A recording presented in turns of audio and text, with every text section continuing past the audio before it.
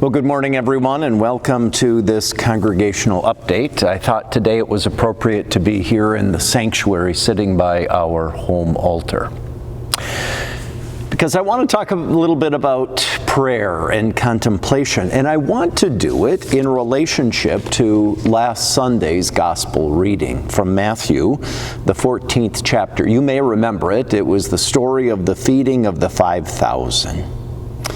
Jesus went ashore. He saw great crowds. He had compassion for them and cured their sick. When it was evening, the disciples came to him and said, "This is a deserted place. The hour is now late. Send the crowds away so that they may go into the villages and buy food for themselves." But Jesus said to his disciples, "They need not go away. You give them something to eat." Last week in the sermon, I really focused on those words, and I continue to ponder them. You give them something to eat. We invited people to build home altars, inviting you to sit there either alone or with your family for a time of conversation and prayer and contemplation with God. And I wonder, in the midst of this word from Jesus, you give them something to eat. Maybe what we need to be doing is praying. Lord, keep my eyes open for opportunities to provide food for others to eat. Now, I'm not just talking about physical food. That may be a call from Jesus, right? To do the work to feed others, but it might be feeding in other ways. Lord, help me keep my eyes open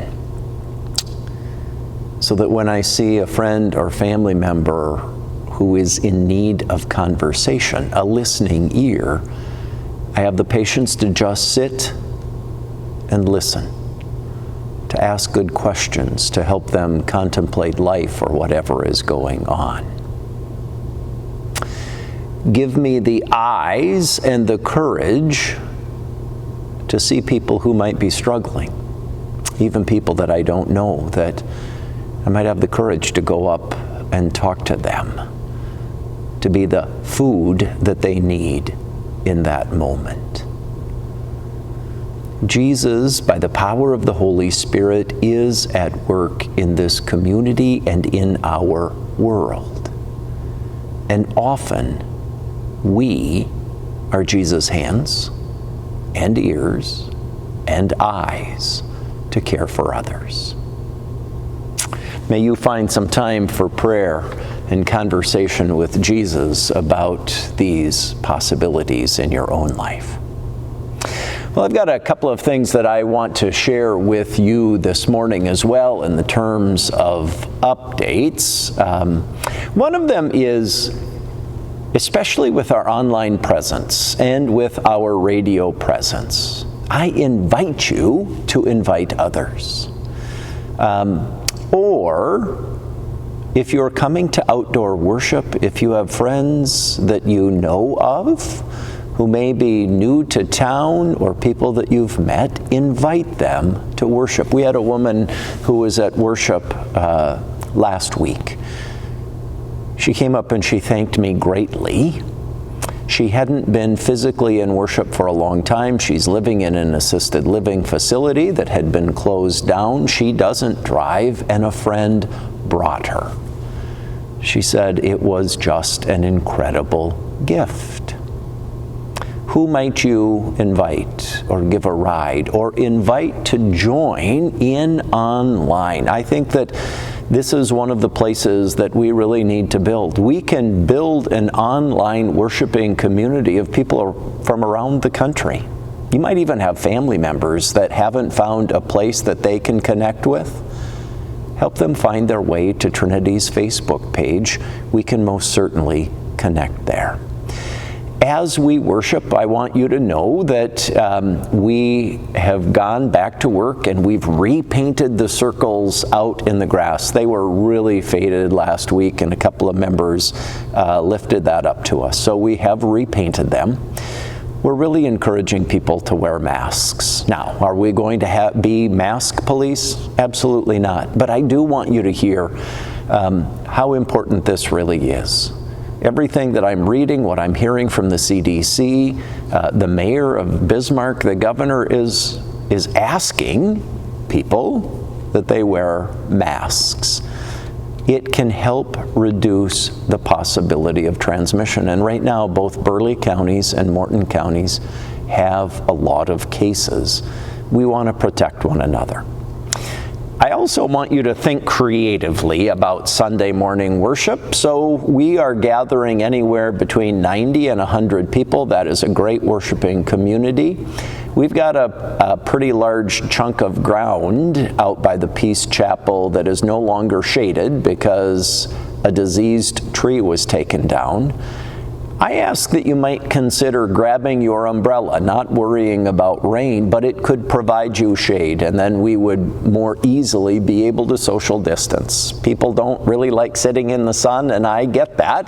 Pastor Lee and I get to preach in the sun. It gets a little warm on some of the Sundays, but if you brought an umbrella, you would have portable shade. So I invite you to consider doing that so that we can use more space and we can keep that social distancing up again, to be able to worship together, but to keep one another safe.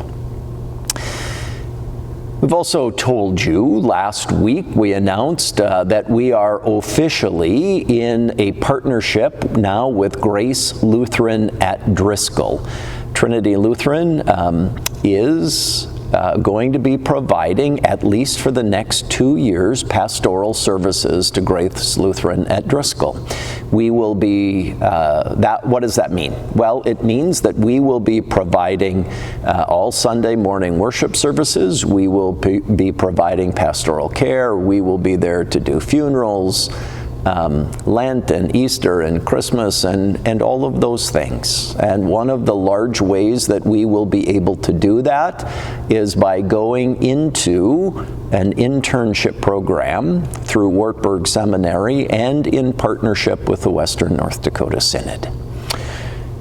The intern who will be starting with us is Colin Newharth. Colin has been serving the last 2 years as pastoral intern at New England. For some personal reasons, he and his family needed to get into Bismarck, and so that's being accomplished.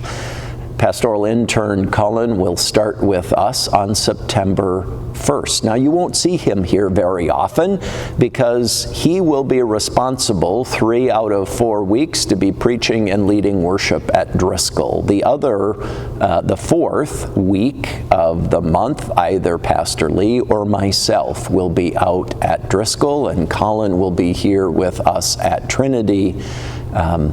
Sometimes preaching, sometimes assisting with the liturgy. So you will get to meet him. If his name sounds familiar, it may be because he was music director at Faith Lutheran here in Bismarck a couple of years ago. Prior to that, he was a music teacher down in Ashley. He's originally from South Dakota. Another piece that I wanted to share with you, I'm in the process of building a stewardship task force. So I'm not calling it a committee because all I want people to commit to is about 3 months of service. If you enjoy the work that we do together and you want to continue on, great. And if you don't, you want to say that 3-month service was good, well, that's fine as well, and then you can retire. But I am looking for people. So what skills do we need? We need people who are generous, who are already consistent givers here at Trinity. We need people who know the congregation well and will be able to help us think about the really important stories of the ministry that happens here at Trinity. I want you to understand something. For me, stewardship is like breathing. It is just part of what it means to be faithful. For me, stewardship is joy. It's joyful response to all that God has given. It flows out of thankfulness. It is never about guilt or shame. it completely understands that everything we have is gift of God, and we get to share a bit of it back as a way of saying thanks to God. And it is through that that ministry is able to flow.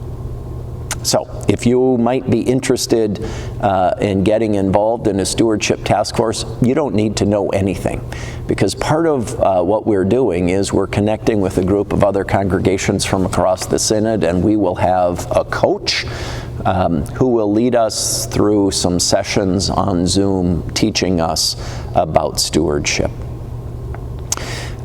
We are also, heading toward a special meeting to look at putting in some destratification fans here in the sanctuary. This coming Thursday, the executive committee will be meeting. That date for that meeting will be set then. Wanted you to know that, so we will be able to officially announce it starting next Friday morning on the Congregational Update, and we'll announce it in worship as well. So just to let you know, that is on the way. The executive committee will make a decision at that point. I think that is what, there is one other meeting next week that I don't want to forget about. The Safe Opening Task Force will be meeting Tuesday night. We're heading toward fall, and we're trying to figure out what do things look like. And so we'll get together Tuesday and we'll have conversation about that, trying to figure out what is our plan moving forward. You know that right now all of our worship is outside. We do have funerals inside, and we have the approval that if there is a thunderstorm or bad weather, we can move our Wednesday evening or our Sunday worship inside so that we are safe. But we also have to figure out how we're going to go forward with fall programming. We're going to have to figure out if we can safely move into the building for worship, and if we can, what are we going to need to do? What kind of precautions? So if we do move into the building, my sense is things will be different. We need to continue to take this virus seriously, because the worst thing that could happen is if somebody in our midst was sick and the virus were spread in this place. None of us want to see that happen. Well, that is the update from here. I invite you to do some praying today and in the days to come about how God might be speaking to you to be the one who feeds others. God bless. We'll talk to you again soon.